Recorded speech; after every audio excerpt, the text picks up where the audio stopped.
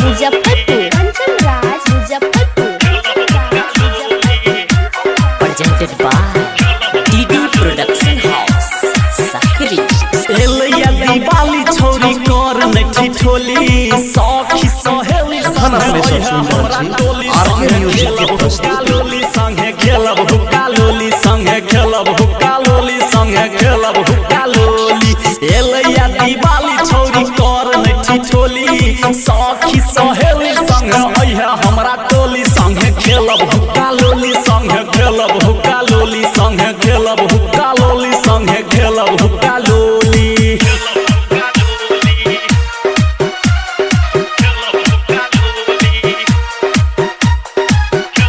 presented by DD Production House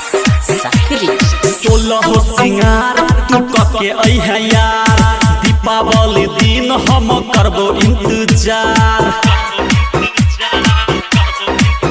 हाँ 16 सिंगार तू कके अइहा यार दीपावली दिन हम करबो इंतजार पेरी है जदेलियो लहंगा या चोली सखी सहेली संगे अइहा हमरा टोली संगे खेलब हुक्का लोली संगे खेलब हुक्का लोली संगे खेलब हुक्का लोली संगे खेलब हुक्का लोली mix by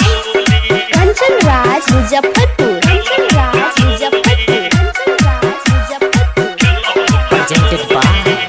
DD Production House Sakri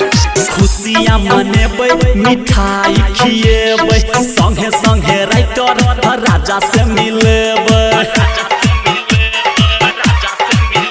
हाँ खुशियाँ मनेबै मिठाई खिएबै संगे संगे राइटर